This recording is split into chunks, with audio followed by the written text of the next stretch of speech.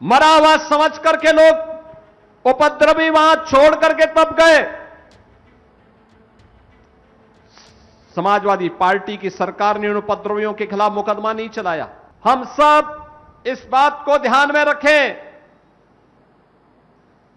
कि मजबूत विरासत की मजबूत नींव पर ही एक सुदृढ़ विकास की आधारशिला को आगे बढ़ाया जा सकता है और विकसित भारत और आत्मनिर्भर भारत के लिए आवश्यक है कि हम इन दोनों में बेहतर समन्वय बनाएं।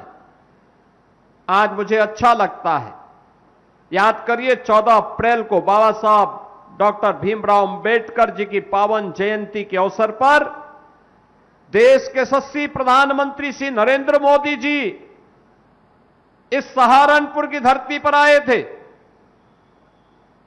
दिल्ली सहारनपुर देहरादून इकोनॉमिक कॉरिडोर को प्रधानमंत्री जी ने लोकार्पण किया था। 12,000 करोड़ रुपए की एक ग्रीन फील्ड कॉरिडोर सहारनपुर की देश की राजधानी के साथ कनेक्टिविटी को बेहतर करता है।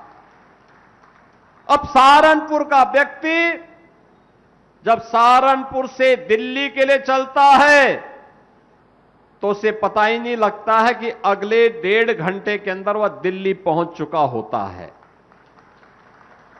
यानी विकास की रफ्तार इंफ्रास्ट्रक्चर तक सीमित नहीं है, यह अर्थव्यवस्था को भी इसी प्रकार की उड़ान दे रहा है।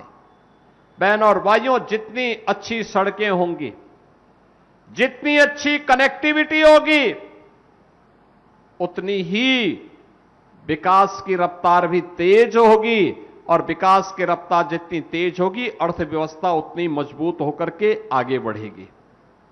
यही तो 2017 के बाद हुआ। दशकों से लंबित परियोजनाओं को पूरा करने का काम किया गया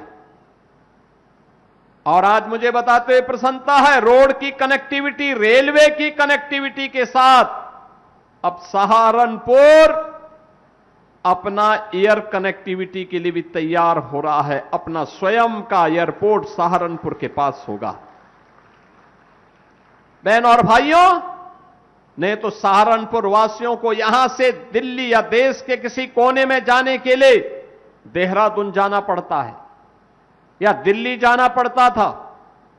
अब दिल्ली या देहरादून नहीं, सहारनपुर से ही उड़ान भरेगी। ये उड़ान सहारनपुर के नए विकास का आधारशिला बनेगी। अब सहारनपुर में अपना मेडिकल कॉलेज भी हो गया है। मेडिकल कॉलेज के प्रथम चरण का कार्य पूरा हो चुका है और बाकी द्वितीय चरण के उन्नयन के कुछ कार्यक्रमों की आज आधारशिला भी रखी जा रही है।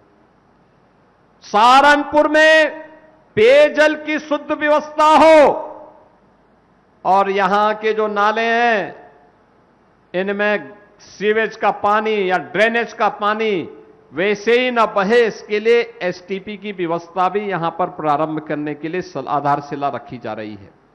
बहनों और भाइयों, विकास कैसे होना चाहिए, कनेक्टिविटी कैसे होनी चाहिए, आज सहारनपुर ने करके दिखाया है। सहारनपुर में दिखाई देता है और सहारनपुर में भी उसका अधिकार मिलता क्यों नहीं।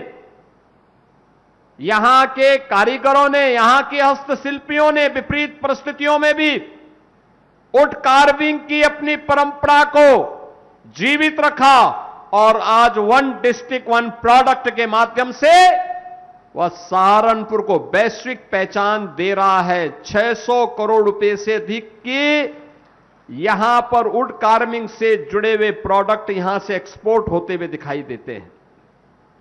बहनों और भाइयों, ये एक्सपोर्ट की ताकत ही हमारी वास्तविक ताकत है।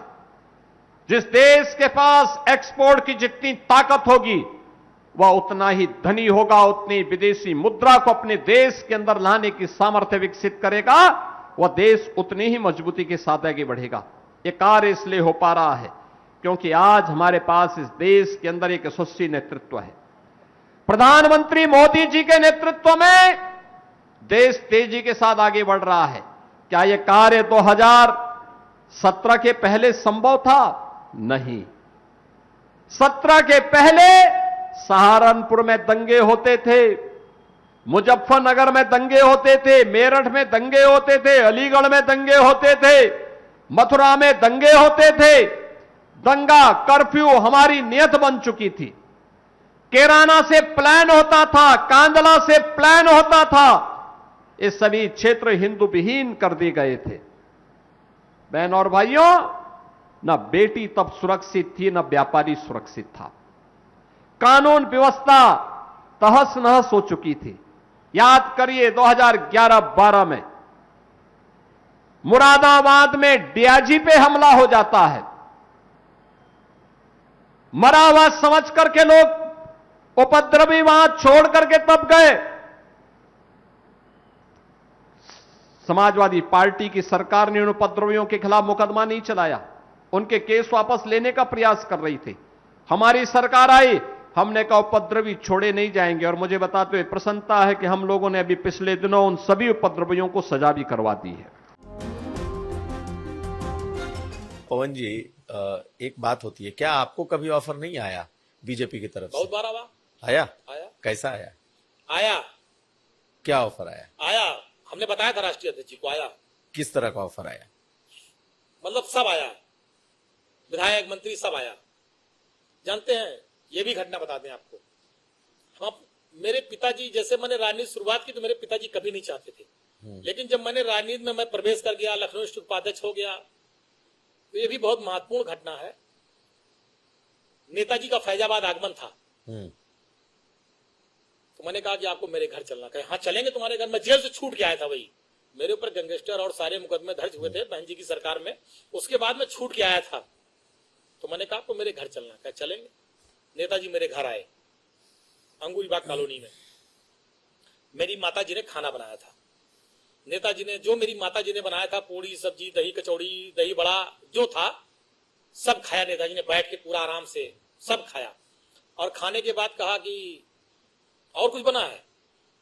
तो हमने मम्मी बुलाया अपनी माता जी को, तो उन्होंने पूछा क्या नाम है आपका? कहने मेरा नाम गीता। कहने बताइए कुछ और बना है? कहने जो बना था सब खिला दिया। फिर उन्होंने, मेरी माता जी ने कहा नेताजी से, ये पढ़ते लिखते नहीं है, क्या होगा इनका? नेताजी ने कहा पवन के कारण आज मुलायम सिंह यादव इस दरवाजे पर आए हैं, और देखना वो एक दिन वो भी आएगा। आज मेरे आने पे डीएम कप्तान बाहर खड़े हैं, एक दिन पवन भी आगे जाएगा, डीएम कप्तान भी बाहर खड़े होंगे, पवन बड़ा आदमी नेता बनेगा। और मुझे नेताजी ने बनाया, उस स्थान पे पहुंचाया। ऐसे थे धरती पुत्र मुलायम सिंह यादव जी। तो उसी दिन से मेरी माता पिता, मेरे पूरा परिवार का एक लगाव है नेताजी के परिवार से। जब ये सब बातें आई कुछ लोगों ने कि भाजपा वाजपा ये सब, तो मेरे पिताजी ने तुरंत मुझको फोन किया, कहा जीवन में भूल न करना, जीवन में गलती न करना। ये चीजें मेरे पिताजी ने बहुत सख्ती से मुझसे बात कही थी, मैं बहुत ईमानदारी से आपसे कह रहा हूं।